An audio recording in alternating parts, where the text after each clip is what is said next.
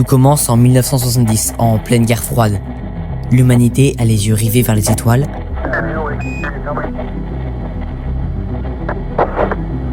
Mais le sol sous nos pieds reste un mystère. Pour comprendre l'absurdité et la grandeur démesurée de ce qui va suivre, il faut se replonger dans l'atmosphère de l'époque. Les États-Unis et l'Union soviétique ne se livrent pas seulement une guerre d'armement. Ils s'affrontent dans une guerre d'ego totale, une compétition de prestige planétaire. Tout est prétexte à la surenchère. La course aux missiles, les médailles olympiques et bien sûr, la science et l'exploration. En 1969, les Américains viennent de poser un pied sur la Lune avec Apollo 11. C'est un coup de poignard pour Moscou, une humiliation planétaire. Alors les stratèges soviétiques se posent une question d'une ambition folle. Si le ciel appartient aux Américains, à qui appartient le sol ? Puisqu'ils ne peuvent pas rattraper les étoiles, ils iront au centre de la Terre.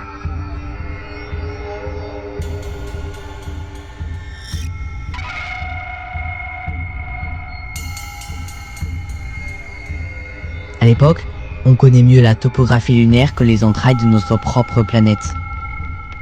La frontière entre la croûte terrestre et le manteau est encore inconnue.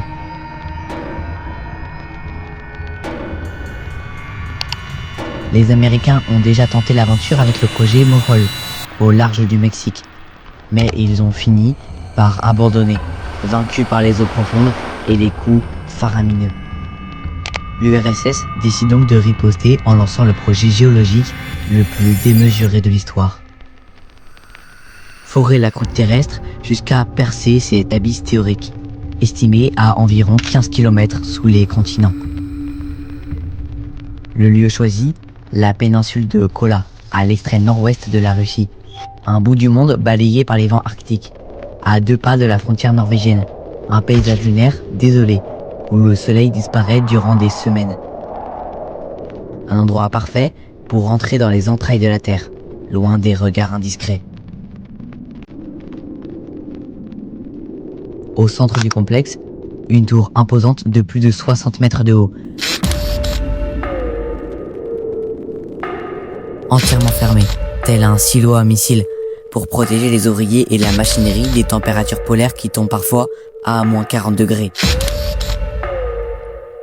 Au cœur de cette forteresse sommeille une bête mécanique, l'Uralmash 15000, une merveille d'ingénierie conçue spécifiquement pour cet enfer.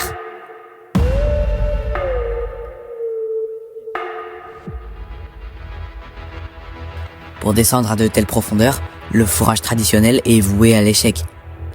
Dans un forage classique, on fait tourner toute la colonne de tiges métalliques depuis la surface. Mais à 5 ou 10 km, le poids colossal de l'acier couplé aux forces de torsion, briserait le métal. Les ingénieurs soviétiques conçoivent donc une technologie révolutionnaire, mais, vous allez le voir, vouée à l'échec. Le principe est pourtant impressionnant d'ingéniosité. La tige de forage, elle, reste parfaitement immobile. On injecte sous une pression gigantesque une boue de forage spéciale, un mélange d'argile, d'eau et de produits chimiques à l'intérieur du tube. Cette boue, comprimée au maximum, dévale les kilomètres de tuyaux et actionne au fond une turbine. C'est elle, et uniquement elle, qui fait tourner la tête de forage à plusieurs milliers de tours par minute, sans jamais tordre la colonne. Et cette tête de forage est un monstre.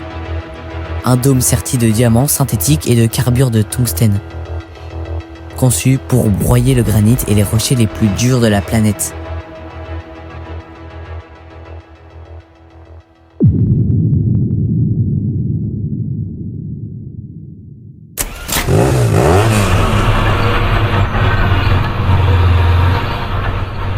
En 1970, le monstre s'éveille dans un fracas d'enfer.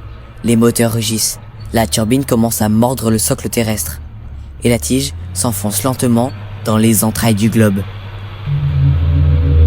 Au départ, l'enthousiasme est à son paroxysme. Les équipes se relaient jour et nuit, 24 heures sur 24.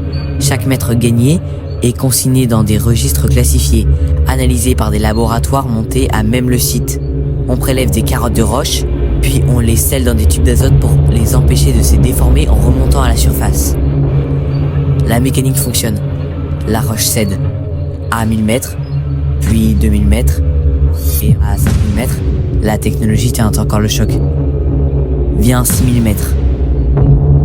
Puis enfin, 9000 mètres. On entre dans des couches géologiques vieilles de 2,7 milliards d'années. Et là, stupeur, on découvre de l'eau à l'état liquide, piégée dans des fissures de roches, alors qu'on la croyait impossible à cette profondeur. Et surtout, des microfossiles d'organismes unicellulaires, prouvant que la vie bactérienne a colonisé les profondeurs extrêmes.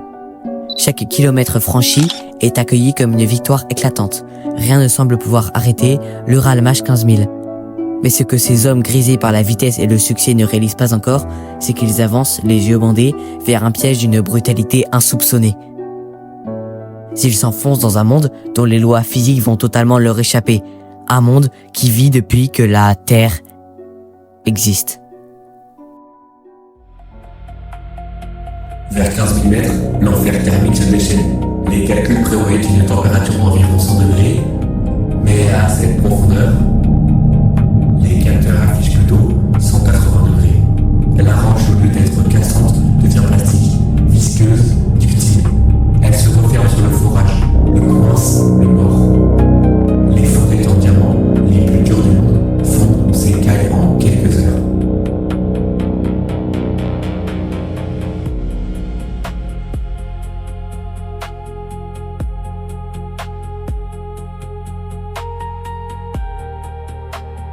Il faut sans cesse remonter la colonne de tige qui pèse désormais plus de 200 tonnes. En 1984, le cauchemar devient réalité. À 12 066 mètres de profondeur, une section de la colonne de forage se brise net et reste prisonnière des entrailles de la Terre. C'est le drame absolu. Les équipes tentent le tout pour renflouer les débris. Mais la roche chaude et ductile a déjà englouti le métal. Il faut abandonner le puits, le condamner et recommencer un nouveau forage à côté.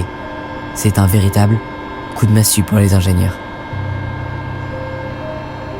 Les forages reprennent, plus lents, plus difficiles, rongés par des coûts astronomiques et une usure morale sans nom. En 1990, ils atteignent finalement le record absolu de 12 262 mètres. Un record qui tient toujours aujourd'hui. Mais le Omoho, leur objectif, est toujours là, insaisissable à plus de 3 km de leur objectif. La chaleur a atteint désormais 220 degrés. L'équipement se brise plus vite qu'il ne peut être réparé. Le projet est devenu un réel gouffre financier. Puis le rideau de fer tombe. L'URSS s'effondre. En 1992, les subventions sont coupées net. Le site de Kola n'est plus qu'un squelette rouillé, gardé par une poignée d'ingénieurs nostalgiques. La dernière tentative de forage s'achève en 1995, dans l'indifférence générale. La plus grande aventure scientifique de l'Union soviétique s'éteint dans le froid, avec pour seul vestige un couvercle d'acier soudé sur le trou, scellant à jamais ce rêve brisé. 20 ans de labeur acharné, des milliers d'ingénieurs mobilisés, des diamants broyés pour finalement ne récolter qu'une poignée de carottes de roche, et la douloureuse certitude que notre planète, dans son mystère le plus profond, refuse de livrer ses derniers secrets. Le forage de Kola ne fut pas qu'une impasse technique, ce fut une humiliation de plus pour l'URSS. Cette histoire souligne que notre planète est, au fond, bien moins accessible que notre très chère Lune. Nous traquons la lumière des étoiles et rêvons de conquête spatiale, mais nous restons souvent des étrangers sur nos propres terres. La Lune veille en silence, observant les hommes chercher au bout de l'univers ce qu'ils n'ont pas encore su protéger chez eux.